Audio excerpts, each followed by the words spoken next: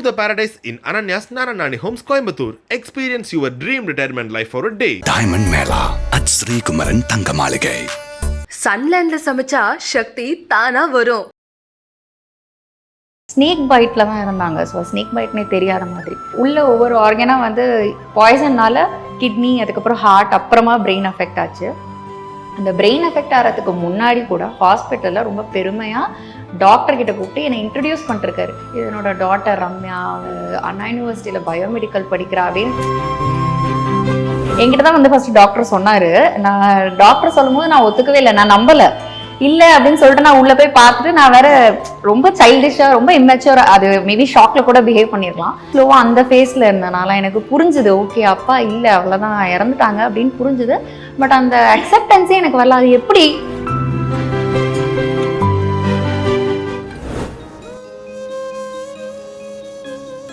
Hi daddy, அம்மாவோட சந்தோஷத்துலையும் சிரிப்புலையும் உங்களையும் சேர்த்து நான் பார்க்குறேன். I feel your presence and blessings always and also waiting for your arrival in our family very soon. Love you. எங்க யாருக்காவது வந்து பேபியா பறப்பாங்கன்னு ஒரு ஆசையில சிஸ்டரு, எங்க ஃபேமிலி எல்லாத்தையும் சேர்த்து வந்து அவன் வந்து அந்த யூடியூபர் வந்து நாயின்ற மாதிரி சொல்லி ஒரு வீடியோவே போட்டிருந்தாரு. ஃபர்ஸ்ட் ஆஃப் ஆல், நீ வந்து நாயை குறைச்சு நினைச்சு நீங்க அப்படி பேசுறீங்க, அதுவே முதல்ல தப்பு. அதுலேயே உங்க கேரக்டர் போயிடுச்சு. இன்னொன்னு, நீங்க எங்களோட ஃபேமிலி எழுத்து பேசுறீங்க, உங்க கேரக்டர் அங்க zero. Keerthi and Ramya are very close. ரெண்டு பேரும் ரொம்ப லவ் பண்ணுவாங்க சின்ன வயசுல இருந்து. அண்ட் நைட்லாம் நாங்கள் ஃபோன்லாம் பேசியிருக்கோம். அதுவும் திட்டினாங்கன்னு அப்படி ஹஸ்கி வாய்ஸில் பேசுகிறேன். யார் பாய் ஃப்ரெண்ட் கேர்ள் ஃப்ரெண்டை பேசுகிற மாதிரி நாங்கள் ரெண்டு பேரும் பேசிப்போம். அண்ட் நான் 10th எக்ஸாம் எழுதுறேன், என்னோட பெண்ணை வாங்கிட்டு போய் கீர்த்தி வந்து எக்ஸாம் எழுதியிருக்கா.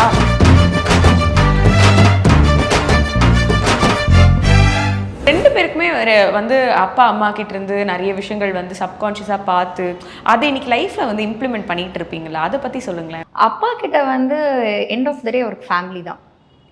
ஸோ ஏன்னா அவரும் சினிமாவில் ஒரு இதுவாக வரணும்னு முயற்சி பண்ண ஒரு பர்சன், டைரக்டர் ஆகணும்னு ஆசைப்பட்டவர். ஒரு படம் டைரக்ட் பண்ணார் ஊழியன்னு சொல்லிட்டு. பட் சினிமாவில் அவர் நினச்ச மாதிரி அவர் சக்ஸஸ்ஃபுல்லாக இல்லை. ஏன்னா ரீசன், அவர் ஃபேமிலியை முன்னாடி கொண்டு வந்துட்டார். ஏன்னா கமிட்மெண்ட்ஸ் அதிகம், 3 குழந்தைங்க. பட் சினிமாவில் எல்லாருக்கும் தெரியும், ஒரு ஸ்ட்ரகிளிங் டைரக்டர்னால் ஸ்டார்டிங்கில் நிறைய ஏர்ன் பண்ணுறது, இது ஃபினான்ஷியல் ப்ராப்ளம்ஸ்லாம் இருக்கும். ஸோ அவருக்கு வந்து சினிமாவா இல்லை ஃபேமிலியான்ற போது அவர் ஃபேமிலியை தான் சூஸ் பண்ணார். ஸோ அவர் கரியரே அதுக்கப்புறம் மாற்றிக்கிட்டார் ஃபேமிலிக்காக. ஸோ எண்ட் ஆஃப் த டே அவருக்கு வந்து ஃபேமிலியில் எல்லாரையும் பார்த்துக்கணும், எல்லோரும் ஹாப்பியாக இருக்கணும், ஃபேமிலியோடு ஒன்றா இருக்கணும். எவ்வளோ மிஸ் பண்ணுறீங்க அப்பாவை? ரொம்ப ரொம்ப அஃப்கோர்ஸ், ஒரு சின்ன சக்ஸஸாக இருந்தாலும் மிஸ் பண்ணுவோம், சின்ன ஃபெயிலியராக இருந்தாலும் மிஸ் பண்ணுவாங்களாம் அப்பாவை. ஓகே, இந்த ஒரு மூமெண்ட்ல அப்பா இருந்து இதை கண்டிப்பா பார்த்துருந்துருக்கணும் அப்படின்னு நீங்க எப்பவுமே நினைச்சு பார்த்துக்கிற ஒரு மூமெண்ட், ஒரு தருணம் அஃப்கோர்ஸ் எவ்ரிடே இருந்திருக்கும். பட் ஒரு பர்டிகுலர் பாயிண்ட்ல நோ, இந்த மூமெண்ட் இஸ் ஃபார் டேடி, அவர் இருந்திருக்கணும் அப்படின்னு எனக்கு நிறைய இதில் இருந்திருக்கு. பட் நான் வந்து ஜோக்கர் ஃபர்ஸ்ட் டே ஷோ பார்த்த போது நினச்சேன். ஏன்னா ஷோ முடியும் போது எல்லாரும் கைத்தட்டி ரொம்ப ஹாப்பியாக இருந்தாங்க. அண்ட் எங்கள் அம்மாலாம் அழுதுட்டாங்க. ஏன்னா படமே நல்ல படம். ஸோ அவர் சாதிக்கணும்னு நினச்ச ஒரு கரியர், அதில் வந்து நான் சம்மந்தமே இல்லாமல் இண்டஸ்ட்ரியில் வந்தேன். எனக்கு சுத்தமாக எனக்கு வந்து ஹீரோயின் ஆகணுன்றது கொஞ்சம் கூட மைண்டில் இருந்ததே கிடையாது காலேஜ். அப்புறம் நான் ஏன் பயோமெடிக்கல் எடுத்துருக்க போகிறேன் அப்படின்னு தான் நான் அப்போவே எனக்கு இதான் பிடிச்சிருக்குன்னு நான் கரியர் மாற்றிருக்கலாம். ஸோ எனக்கு சம்மந்தமே இல்லாமல் ஒரு மிகப்பெரிய ஒரு யூட்டர்ன் மாதிரி என்னோடய லைஃப்பில் சினிமாவில் உள்ளது. ஸோ அப்படி வந்து எனக்கு இப்போ கூட எனக்கு தோணும், ஒரு வேளை அப்பாவோட ஆசை நம்ம வந்தோமோ அப்படின்னு எனக்கு தோணியிருக்கு. ஸோ அந்த ஃபர்ஸ்ட் டே ஷோ பார்த்துட்டு எண்டில் கை தட்டும் போது அவர் இருந்தால் உண்மையிலே ரொம்ப பெருமையாக ஃபீல் பண்ணியிருப்பாரு. ரம்யா வந்து எப்போவுமே ஒரு ஸ்ட்ராங்கான பர்சனாக தான் வந்து நாங்கள் பார்த்துருக்கோம். எப்போது அப்பாவை நினச்சி தனியாக அழுது உண்டா? நிறைய வாட்டி. இல்லை, எங்களுக்கு ரம்யாவை பொறுத்த வரைக்கும் அவங்க ஒரு எதுவாக இருந்தாலும் ஃபேஸ் பண்ணக்கூடிய ஒருத்தங்க, அப்படி அவ்வளோ ஈஸியாக அழுதுற பர்சன்லாம் கிடையாது அப்படிங்கிற ஒரு பெர்செப்ஷன் தான் இருக்கு. அது உண்மைதான். நான் என்ன சொல்றேன், எவ்ரி ஸ்ட்ராங் பர்சனுக்குமே ஒரு இமோஷனல் பார்ட் உண்டு. அண்ட் அழுறவங்கெல்லாம் வீக்கணும் கிடையவே கிடையாது. அண்ட் இன்னொன்று, அப்பா அம்மாங்கிறது வந்து யாராலையும் எப்போயுமே ரீப்ளேஸ் பண்ண முடியாத 2 பேர். அவங்கள ஒரு நல்ல பார்ட்னர் கிடைச்சாலும் சரி, நல்ல ஃபேமிலியாக இருந்தாலும், நல்ல ஃப்ரெண்டாக இருந்தாலும், அப்பா அம்மாங்கிறத யாராலையும் ரீப்ளேஸே பண்ண முடியாது. ஸோ அது வந்து இர்ரீப்ளேசபிள் லாஸ் என்னைக்காக இருந்தாலும். ஸோ அதனால் நிறைய வாட்டி அழுதுருக்கேன் நான் அப்பாவை மிஸ் பண்ணி. நீங்கள் சொல்லுங்கள், எப்போ அப்பா இருந்திருக்கணும், இந்த இடத்துல அப்பா இருந்திருக்கணும் மிஸ் இம் அ லாட் அப்படின்னு? ஐ திங்க் அவர் இருந்த டைமையே நான் ஐ வேல்யூ தட். இல்லாததை பற்றி நான் யோசிக்கிறது கிடையாது. ஓகே. ஸோ அவர் எங்கள் கூட இருந்தது, I think when I was 19 he passed away. So I feel maybe கொஞ்ச நாள் இருந்து எங்களுக்கு என்ன சொல்லி கொடுத்துருப்பாரோ அதை எங்களுக்கு அந்த டைம்லேயே அவர் சொல்லி கொடுத்துட்டாருன்னு I feel. So I take it like that. And from my mother, what I learned is how to be really homely and down to earth. I think I learned that from my mother. So I'm seeing it as strength. I'm not taking it as a weakness or it's, of course we children will miss our parents, but it's okay. It's fine. எக்ஸ்ட்ரீமான ஒரு பெர்ஸ்பெக்டிவா இருக்கு. But yeah 19 வயசு, நீங்க 19 வயசுனா you must be 15 or 18. Okay, 1 year difference. எப்படி இருந்தது அது? அந்த அந்த லாஸை வந்து நீங்க சொன்ன மாதிரி இர்ரீப்ளேசபிள். அது என்ன பண்ண போறோம், எப்படி நம்ம ஃபேமிலியை அடுத்த ஸ்டெப் எடுத்துட்டு போறோம்? ஏன்னா எல்லாம் படிச்சுட்டு இருந்திருப்பீங்க இல்லையா? So we come from a very strong family background. So in uncle, my grandfather, and my aunts, they were all very supportive, and my cousins. So good, we had really family good support. Family support, and also good friends. And the time la engalku irundha friends ah irukadum ellame good. So adnala we were able to cope up. It was hard only. It's okay. எல்லா டைம்லையுமே லைஃப்பில் ஒரு face வரதானே செய்யும். எங்களுக்கு கொஞ்சம் சின்ன வயசுல நிறைய கற்றுக்கிட்டோம். we have learned a lot of lessons at a very young age itself. அதனால தான் we are like this now. So when you call மெச்சூரிட்டின்றது அப்போ சுத்தமா கிடையவே கிடையாது. இல்ல என்ன நடக்குதுன்னு யோசிக்கிறதுக்குள்ள ஒரு முக்கியமான மெம்பர். ஏன்னா எங்க அப்பா சைட் ஜெனடிக்ஸ்லாம் எப்படின்னா 90 years 100 yearsலாம் ஈஸியாக டச் பண்ணுவாங்க. அந்த மாதிரி ஒரு ஜெனடிக்ஸ். ஸோ அப்பாலாம் வந்து அவ்வளோ ஸ்ட்ராங்கான பாடி ஹெல்த்து எல்லாமே. அது ஒரு சடனாக அப்படி ஆனது வந்து எல்லாருக்குமே ஷாக்கு. எனக்குலாம் புரியவே இல்லை. என்கிட்ட தான் வந்து ஃபஸ்ட்டு டாக்டர் சொன்னார். நான் டாக்டர் சொல்லும் போது நான் ஒத்துக்கவே இல்லை, நான் நம்பலை. இல்லை அப்படின்னு சொல்லிட்டு நான் உள்ளே போய் பார்த்துட்டு நான் வேற ரொம்ப சைல்டிஷாக ரொம்ப இம்மெச்சூராக, அது மேபி ஷாக்கில் கூட பிஹேவ் பண்ணியிருக்கலாம். ஸோ அந்த மாதிரி நான் நம்பாமே கொஞ்ச நேரம் இருந்தேன். எங்கள் அம்மாவும் ரொம்ப நேரம் நம்பவே இல்லை, அவங்க ஒரு ஷாக்கில் இருந்தாங்க. ஸோ அது நாங்கள் சிலது சொல்லுவாங்களே, சில உண்மை வந்து புரியும், நம்மளால அக்செப்ட் பண்ண முடியாது. ஸோ அதுக்கப்புறம் ஸ்லோவாக அந்த ஃபேஸில் இருந்தனால எனக்கு புரிஞ்சுது, ஓகே அப்பா இல்லை அவ்வளோதான் இறந்துட்டாங்க அப்படின்னு புரிஞ்சுது. பட் அந்த அக்செப்டன்ஸே எனக்கு வரல. அது எப்படி, அது ஏன் எப்படி அப்படின்றது தான் ரொம்ப நாள் அது ஒரு இது இருந்தது. அண்ட் அதுக்கப்புறம் தான் ரியலான ஒரு லைஃபே நான் பார்க்க ஆரம்பித்தேன். ஏன்னா நம்ம வந்து என்ன சொல்கிறது, அவங்களோட கண்காணிப்பில் அவங்க சொல்கிறத செஞ்சுட்டு நம்ம அவங்க சொல்கிறத செய்யாட்டி கூட நம்ம அப்பா அம்மா பார்த்துப்பாங்க அப்படின்ற ஒரு பேக் ஆஃப் த மைண்ட் இருக்கும். ஸோ அதெல்லாம் தாண்டி அப்படின்னு ஒரு பீப்புளை புரிஞ்சிக்க ஆரம்பிச்சது, சுச்சுவேஷனை புரிஞ்சிக்க ஆரம்பிச்சது, சுச்சுவேஷனை ஃபேஸ் பண்ண ஆரம்பிச்சது. ஸோ இதெல்லாம் வந்து அந்த ஃபேஸில் தான் ஆரம்பிச்சது, அப்பா இல்லைங்கிறதுக்கப்புறம் உள்ள ஃபேஸில். பட் அதோட பாசிட்டிவ் நோட் என்னென்னா, எனக்கு இன்னொன்று ஸ்ட்ராங்காக பிலீவ் பண்ணுறது, ஸ்டார்டிங் ஸ்டேஜில் ரொம்ப கஷ்டப்படுறவங்க அதுக்கப்புறமா லைஃப்பில் ரொம்ப நல்லா இருப்பாங்கங்கிறது. ஏன்னா நம்ம சின்ன வயசுலேயே நிறைய கற்றுக்குறோம். அது கற்றுக்கிறதுக்கான ஒரு ஸ்பேஸாக ஆகிடுச்சு. Maybe with the blessings of my father also. அந்த மாதிரி ஏதாவது கஷ்டம் வந்ததுன்னா அதில் ஒரு லெசனும் இருக்கும், ஓகே அப்பாவோட பிளெஸிங்கும் இருக்குது அப்படின்னு நான் நினச்சிப்போம். ஆனால் ஒரு இதுதான் கடைசி கான்வர்சேஷனாக இருக்க போகுது, இதுதான் வந்து நம்ம கடைசி அப்பா கிட்ட ஷேர் பண்ண போகிறோம் அப்படிங்கிறதெல்லாம் எதுவுமே இமேஜினே பண்ணியிருக்க மாட்டீங்களா? அப்பா கூட அந்த லாஸ்ட் ஃபியூ டேஸ்க்கு முன்னாடி பேசின ஒரு கான்வர்சேஷனோ விச் யூ கொஞ்சம் ரீகால் பண்ணி பார்த்துட்டே இருப்பீங்க, ஒரு ஸ்பெஷலாக இருக்கும்ல எப்போவுமே, அந்த மாதிரி ஏதாவது அப்போ சொன்ன விஷயங்கள் அந்த மாதிரி ஏதாவது? எனக்கு வந்து நான் காலேஜில் என்னை வந்து பிக்கப் பண்ண வந்தார். அவர் இறக்கிறதுக்கு ஒரு 4 days முன்னாடி எனக்கு செமஸ்டர் ஹாலிடேஸ்க்காக நான் அப்போ தான் போய் இறங்குறேன். ஸோ எங்கள் அம்மா என்னை பிக்கப் பண்ண வேண்டியது. அப்பா வந்து சொன்னால் நான் போய் ரம்யாவை பிக்கப் பண்ணுறேன் அப்படின்னு சொல்லிட்டு மார்னிங் நான் பஸ்ஸில் அண்ணா யூனிவர்சிட்டியில் படித்தேன். ஸோ பஸ்ஸில் போய் ஏர்லி மார்னிங் நான் ரீச் ஆகிறேன், திருநெல்வேலியில் இருந்தாங்க அப்போது.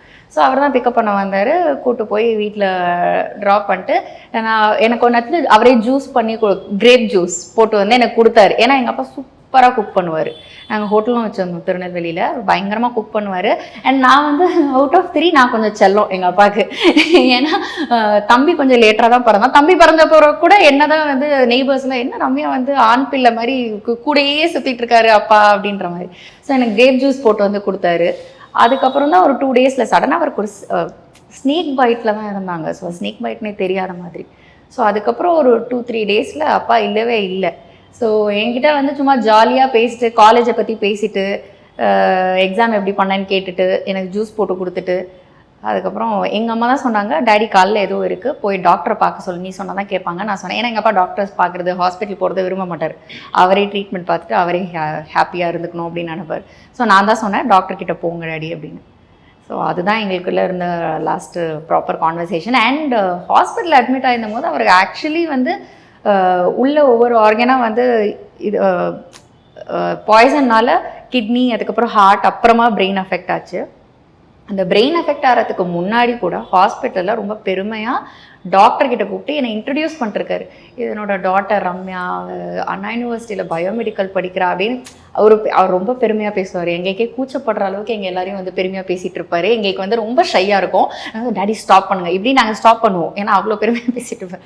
பட் அதே தான் அவர் ஹாஸ்பிட்டல்லையும் பண்ணார். கடைசியாக வந்து அவரை வந்து என்னை வந்து ஒரு டாக்டர்கிட்ட இன்ட்ரடியூஸ் பண்ணார். ஸோ அதுக்கு அடுத்த நாள் அவருக்கு வந்து கான்ஷியஸ்னஸ் இல்லை. ஸோ இதுதான் லாஸ்ட்டாக எனக்கு எங்கள் அப்பாவோட இருந்தது. இப்போது அப்பா கிட்ட நீங்கள் சொல்லணும்னு நினைக்கிற விஷயத்த வந்து ஒரு லெட்டராக எழுதி நம்ம படிக்கலாம் அப்படின்றது தான் வந்து இப்போ பண்ண போகிறோம். ஸோ இருக்குது நம்மக்கிட்ட பேப்பர் பென் இருக்குது.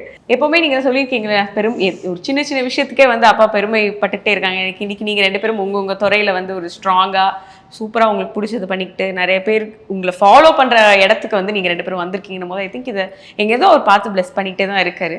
ஸோ என்ன சொல்லணும்னு நினைக்கிறீங்களோ ஒரு 2-3 லைன்ஸில் நீங்கள் சொல்லணும்னா தாராளமாக எழுதலாம். அவங்களுக்கு நீங்கள் எழுதி முடிச்சுட்டு அடுத்த பேப்பர் அவங்களுக்கு 2 பேரும் தான். நீங்கள் என்ன மட்டும் எழுத சொல்றீங்க அவங்க எழுத சொல்ல மாட்டீங்களா அப்படின்ற அப்படி டைம் நான் வந்து யோசிக்கிறதுக்கு எடுத்துக்கலாமேன்னு யோசிச்சது. ஏன்னா சொல்றது எனக்கு ஈஸியாக வந்துடும். எழுதி அதுக்கப்புறம் சொல்லணுமா? எழுதி படிச்சிருங்க அது அவ்வளோதான்.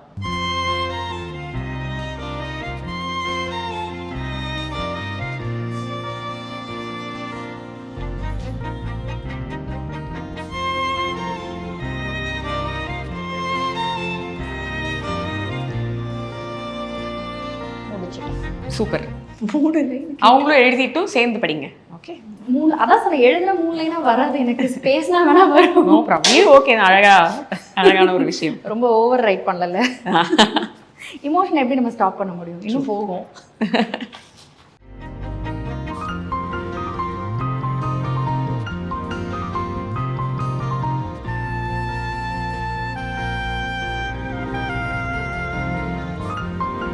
Okay, done. Should we read this out? Yes, I think so. That is the whole Point of writing a letter. Special. Okay, கேள்வியா கேட்டு நம்ம பதிலே நான் ஈஸியாக சொல்லியிருப்பேன். ஃபர்ஸ்ட் அவங்க படிக்கணும். ஓகே சரி ஓகே. எப்படி போட்டாங்க பாரு. அக்கா இமேஜ் நான் யூஸ் பண்ணிடுவேன். Okay. So, okay, I shall read now. A sweet letter to my daddy dearest. I hope you are safe and happy wherever you are. We are doing perfectly good here. I also inform you that your queen, that is my mother, is treated with love and lots of affection. We are doing great as a daughter and a human. And I am doing strong prayers for you to be content and safe. Lots of love, Trivia. Wow. Thank you. That's so sweet. Was it really wow? Yes. Oh, okay. I think வந்து அதுல வந்து அது நிஜமாவே வந்து ஒரு அப்பா வந்து எதை நினைச்சு வருத்தப்படுவாங்களோ அது எல்லாமே நீங்க அட்ரஸ் பண்ணியிருக்கீங்க அதுல. Okay, great.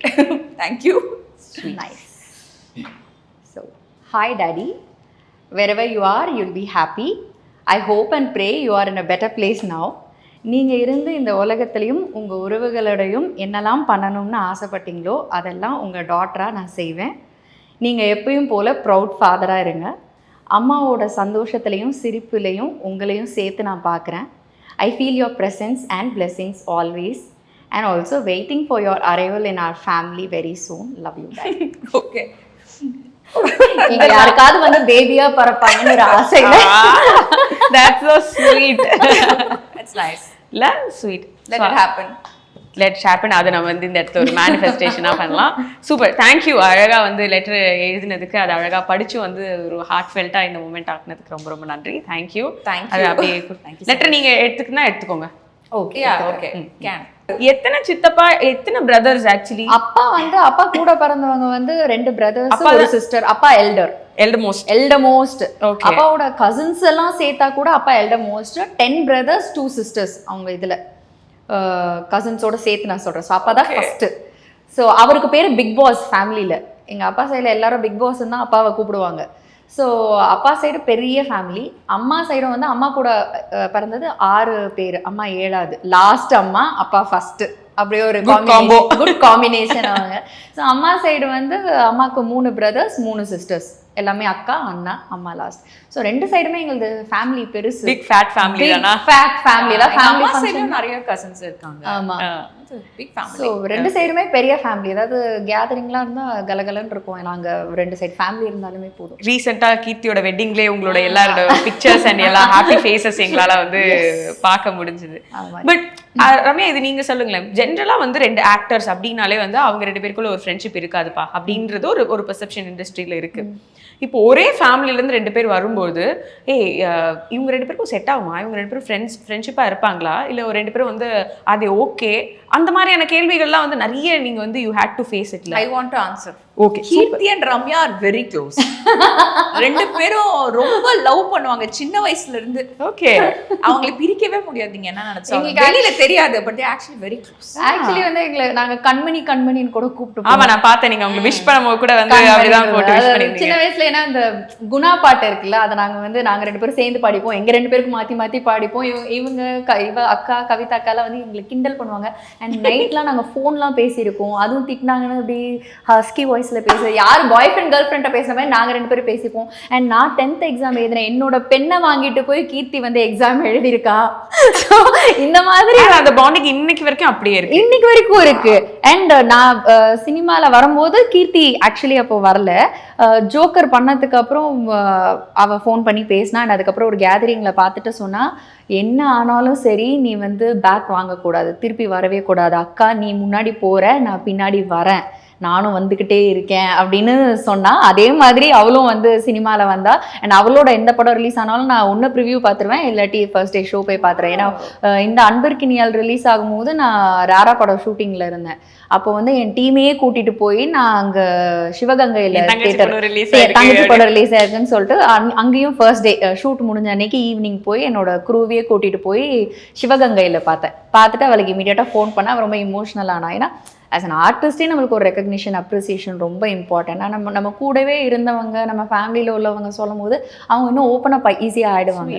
So we share a very special, very good, healthy bond. அது உங்களுக்கு மட்டுமே தெரியும் போது வெளியிலிருந்து பார்க்கும்பொழுது அவங்க 2 பேருக்கு ஒரு கேட் ஃபைட் இருக்கு, இல்லைன்னா வந்து அவங்க செட் ஆகாது, ஈச் அதர் பொறாமப்பட்டுக்கிறாங்க, ஒரு ஏதோ இந்த மாதிரி படிக்கும் பொழுதோ இல்லை எங்கேயோ கேள்விப்படும் போதோ அதை எப்படி நீங்க 2 பேரும் டிஸ்கஸ் பண்ணிப்பீங்களா, இல்லை அப்படியே விட்டு கடந்துருவீங்களா? எனக்கு இது வரைக்கும் நான் இது வரைக்கும் இந்த மாதிரி நாங்க எங்க நானும் படிச்சதில்லை, அவளும் படிச்சதில்லைன்னு நினைக்கிறேன், எனக்கு தெரியல. சோ எனக்கு இந்த டிஸ்கஷன் வந்ததே கிடையாது. ஓகே, ஒரு கான்ஸ்டன்ட் கம்பேரிசனும் எங்கேயோ வந்து வரதுக்கான வாய்ப்புகள் இருக்கும். இது சிஸ்டர்ஸ் அப்படிங்கிறதுனால அந்த படம் அவங்களுக்கு நல்லா ஒர்க் ஆயிருக்கு, இவங்களுக்கு இந்த படம் நல்லா ஒர்க் ஆயிருக்கு, அந்த படம் அவங்க கல்யாணம் பண்ணிட்டாங்க, ஏன் ரம்யானோ கல்யாணம் பண்ணிக்கல, அவங்க ஒரு ஆக்டரை கல்யாணம் பண்ணிருக்காங்க, ஏன்னா இவங்க வந்த கம்பேரிசன் மாதிரி இல்லையே, கலாட்டாவோட இன்புட்ஸ் மாதிரி இருக்கே. இல்லைங்க, ரம்யா கேப்ப கல்யாணம், ரம்யாவும் ஒரு ஆக்டர் தான் கல்யாணம் பண்ணிக்க போறாங்களா, இந்த மாதிரியான ஒரு கம்பேரிசன். இவங்க லைஃப் இப்படி இருக்கு, ஸோ இவங்க லைஃபும் இப்படிதான் இருக்கும் அப்படின்ற ஒரு அண்டர்ஸ்டாண்டிங் அப்படி யோசிக்கிறது கூட வாய்ப்பு இருக்கு இல்லையா? அதுக்கு என்ன சொல்லணும்னு நினைக்கிறீங்க? என் லைஃப்பை பத்தி ஏன் நீங்களாம் யோசிக்கணும்னு நான் கேட்டுருவேன். ஆசைப்படுறது, யோசிக்கிறது, எதிர்பார்க்கறது, இது எல்லாமே யார் வேணா பண்ணலாம். அண்ட் பீங் ஒரு பப்ளிக் ஃபிகரா இருக்கும் போது நம்ம பார்க்குற 4 பேர் நம்மளை பெருமையா பேசலாம், திட்டி பேசலாம், கழுவி ஊத்தலாம், இல்லை என்ன வேணா பண்ணலாம். அதுக்கு எல்லா ரைட்ஸுமே அவங்களுக்கு இருக்கு. பட் அதெல்லாம் என்ன அஃபெக்ட் பண்ணும், நான் அவங்க எல்லாருக்கும் பதில் சொல்லணும், இல்லை அவங்க நினைக்கிறதுக்கு ஏற்ற மாதிரி நான் நடந்துக்கணும், அப்படி எதுவுமே எனக்கு நிபந்தனை கிடையாது இல்லையா? ஸோ எனக்கு எண்ட் ஆஃப் தி டே எனக்கு என்ன சந்தோஷம் கொடுக்குதோ, என்ன பீஸ் கொடுக்குதோ அதை நான் பண்ணிடுவேன். அதனால எனக்கு அது பெருசாக அஃபெக்ட் பண்ணதும் இல்லை, நான் ஃபேஸ் பண்ணதும் இல்லை. சூப்பர். அவங்க 2 பேர் ஃப்ரெண்ட்ஸாக தான் இருக்காங்க, ரொம்ப க்ளோஸ் ஃப்ரெண்ட்ஸாக இருக்காங்க. Please you all two your job. Okay, உங்களுக்கு பதிலாக நானும் வந்து அண்ட் முக்கியமாக அவங்க கல்யாணம் பண்ணாங்கன்னா அதை நமக்கு சொல்லுவாங்க. இண்டஸ்ட்ரியில இருந்தால் யாரோ பண்ண போறாங்கன்னு நினைக்கிறேன். அது நம்ம என்ன இண்டஸ்ட்ரியில இருக்கும் போது you are prone to get judged. ஒரு ரூமர்ஸ் ஈஸியாக ஸ்ப்ரெட் ஆகும், ஒரு காசிப் உங்களை பற்றி ஈஸியாக எழுதிடுவாங்க அவங்க. அந்த மாதிரி நிறைய விஷயங்கள் வரும்போது உங்கள் ஃபேமிலியை ஹர்ட் பண்ண ஒரு ஒரு ஒரு ரூமரோ இல்லை ரொம்ப பாதரிங்காக இருந்த ஒரு ரூமரோ என்னவாக இருந்தது? எனக்கு வந்து பிக் பாஸ் டைமில் அது எனக்கு பிடிக்கல. என்னன்னா அந்த டைமில் நெகட்டிவிட்டி ஓகே, என்னை பற்றி பேசுகிறீங்க, அது கலப்புறீங்க, அதெல்லாம் ஓகே. பட் ஃபேமிலியை நீங்கள் டச் பண்ணக்கூடாது. அது பண்ணிங்கன்னா அது எனக்கு ரொம்ப ஹர்ட் பண்ணுச்சு. ஒரு யூடியூபர்னு நினைக்கிறேன், யூடியூபர் அண்ட் ஆல்சோ ஏதோ லைவ் இன்ஸ்டா லைவ் நான் வந்திருந்தேன் தேங்க்ஸ் சொல்கிறதுக்காக ஒரு லைவ் வந்தேன் ஆடியன்ஸ்க்கும் எனக்கு ஒர்க் பண்ண என்னோட டீமுக்கும். அதில் வந்து என்னோட சிஸ்டரோட என்ட்ரி இருந்தது அண்ட் எங்களோட பப்பி இருந்தது. ஸோ சிஸ்டரு எங்கள் ஃபேமிலி எல்லாத்தையும் சேர்த்து வந்து அவன் வந்து அந்த யூடியூபர் வந்து நாயின்ற மாதிரி சொல்லி ஒரு வீடியோவே போட்டிருந்தார். ஸோ நீ ஃபர்ஸ்ட் ஆஃப் ஆல் நீ வந்து நாயை குறைச்சி நினச்சி நீங்கள் அப்படி பேசுகிறீங்க, அதுவே முதல்ல தப்பு. அதுலேயே உங்கள் கேரக்டர் போயிடுச்சு. இன்னொன்று நீங்கள் எங்களோட ஃபேமிலி எழுத்து பேசுகிறீங்க. உங்கள் கேரக்டர் அங்கே ஜீரோ இல்லை. நெகட்டிவ் மார்க்னால் நான் நிறைய நெகட்டிவ் மார்க் கொடுத்துட்டு போயிடுவேன். பட் எனக்கு நான் அவங்கக்கிட்ட போய் திருப்பி பேசுகிறதோ கமெண்ட் பண்ணுறதோ போஸ்ட் போடுறதோ ட்வீட் பண்ணுறதோ இது எதுவுமே நான் பண்ணலை. பட் எனக்கு அது பிடிக்கல, எனக்கு அது ஹர்ட் ஆச்சு. That shows who they are, how அவங்க எப்படி வளர்ந்துருக்காங்க, என்ன பண்ணுறாங்கன்னு அவங்களுக்கு என்னைக்காவது ஒரு மிரர் இருந்ததுன்னா மேபி பிக் பாஸ்குள்ளே அவங்க போனாங்கன்னா அவங்கள பற்றி அவங்களுக்கு தெரிய வாய்ப்புகள் இருக்குது. ஸோ அது எனக்கு ஹர்ட் பண்ணுச்சு. மற்றபடி நான் எதுவும் ஃபேஸ் பண்ணதில்லை. That is a only thing I felt so bad. என் ஃபேமிலியை வந்து நீங்கள் எழுத்து அப்படி பேசக்கூடாது அப்படின்னு. சினிமாவுக்கு வர டெசிஷனே வந்து ஒரு க்ரூஷியலான டெசிஷன் தான். ஃபஸ்ட்டு வந்து அவங்க ஃபஸ்ட்டு வந்து நோ சொன்னாங்க. அக்கா. ஆமாம், ஸ்ட்ரிக்டான நோ சொன்னதே வந்து அக்கா தான். ஏன்னு கேட்டுருவோமா? கேட்டு இவளை நான் சின்னதாக குட்டி ஒரு பொண்ணாக தானே எனக்கு கண்ணுக்கு தெரியவா. ஸோ அங்கே சர்வைவ் ஆவாளா அப்படின்றது ஒரே ஒரு. பட் ஆனால் ஒரு சித்தப்பா வந்து ஆல்ரெடி இருக்கிறாங்க, ஆல்ரெடி ஃபேமிலி ஒரு மாதிரி. நோ தானே சொன்னாங்க. Tour the paradise in Ananya's Naranani Homes, Coimbatore. Experience your dream retirement life for a day. Diamond Mela at Sri Kumaran தங்க மாளிகை.